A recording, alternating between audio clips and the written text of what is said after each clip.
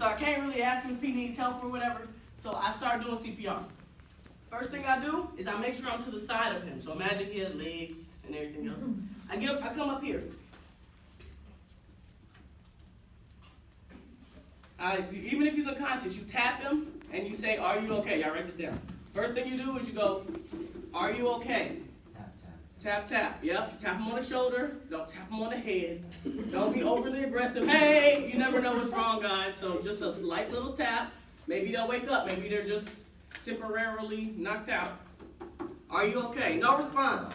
First thing I need to do is check to see if he's breathing. So to check to see if somebody's breathing, what can you notice if somebody's breathing? What happens?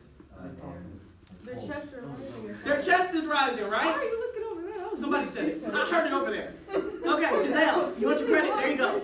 I look and I listen, and I look to see if it's chest rising. So the first thing you do, you look, see if the chest is moving. After that, you go like this, because you know you can hear and see sometimes you can feel the chest moving. First thing you do. After that, what else is a sign of life? Pulse. No, not necessarily. That's a good answer. That's a good guess, but no. The next thing I would do the same thing by his nose and mouth. I would listen to feel if I feel breath coming. So I would go like this to hear if they're like maybe gasping or wheezing or something like that. So I would check the chest. I would listen to the mouth to see if you got your hand up? You didn't, okay. To see if they're to hear or feel if they're breathing. They're not. Next thing I do is you're gonna look inside their mouth to see if maybe they're choked on something or something's lodged inside of it. First thing you do is you carefully tilt the chin up. So I put 2 fingers on the bottom of the chin, 2 fingers on the forehead, and I lift up their chin. Why do you guys think I have to lift up his chin? Lift up his chin. Why do you think I have to? So you can see down. Good. So I can see inside his airway and to open up the airway. Good. So I can see inside and so I can open it up. Because when you're unconscious, your tongue can block the airway. And if I'm going to give CPR, I have to have an open airway. Otherwise, it's going to be pointless. So you lift up, you put 2 fingers on the forehead, 2 fingers under the chin, and you lift the throat. Okay? And then you kind of take a look, see if anything's lodged in his airway. I don't see anything lodged in his airway. I don't know what's wrong with him. Help's on the way. So I'm going to start administering CPR.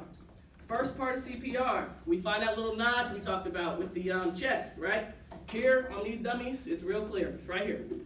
I take one hand and I make a fist. I put it right on that hand. I take the other hand and I interlock it. So my fingers look like this, guys. My virtual folks, I'm trying to show you. Fingers look like this.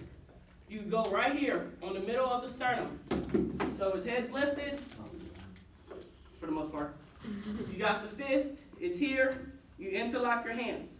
Now when you do CPR, don't sit back like this because you can't push. You lean over the person so that you use your body weight. Giving CPR is very tiring. I'll tell you right now, if you do it like this, you're going to be sweating. If you do it like this, it's a little bit easier. After that, you push your weight down about 2 inches. This is about 2 inches. You're simulating a heartbeat. You're trying to push blood through this person because they're unconscious. So you got to go deep. A lot of people get up and they that's not going to do nothing, y'all. It's very common to break their ribs. When you give CPR, it's very common to break their little baby ribs. So, you're here. You push. Literally, that's how deep it is. It's 2 inches. Yeah, these things are a little cheap, so. But 2 inches.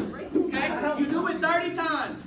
So 30 times. So if I was to give CPR, it'd be 1, 2, 3, 4, 5, 6, 7. It's real quick. It's real quick, okay?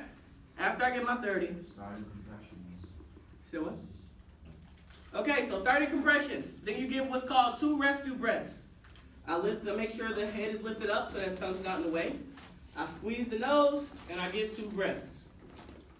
And again, okay, that was a bad example. It's 2 good breaths, guys. It's not baby breaths, okay? So you give 2 breaths. I should have did that when I was wrong. Okay? Once I give my 2 breaths, here's the thing. When you give breaths, you look at the chest while you're doing it so you can see it rise and go down. If you blow too much air into this person, let's say they're semi-conscious, they will not blow up. If you blow too much air, they could throw up. That's the thing. Then you got a whole other thing you're dealing with. So make sure you're not blowing too much air. 2 quick breaths, Then you listen for signs of life again. Then 32, 32. Oh God, Lord. You switch off that ratio until help arrives. You keep going. CPR can be very tiring.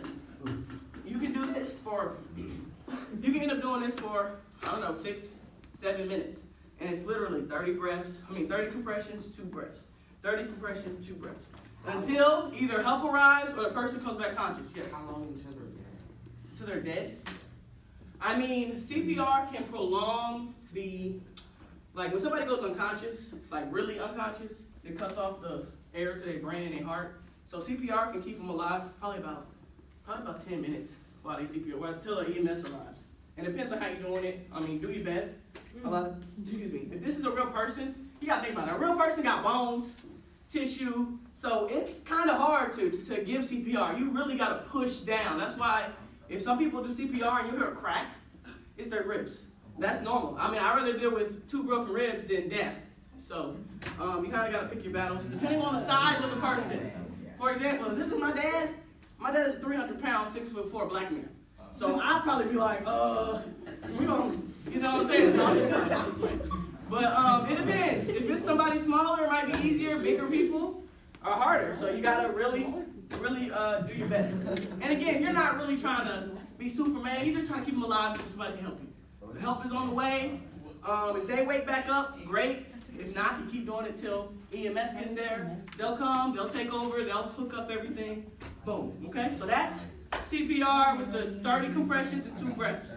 Everybody got it?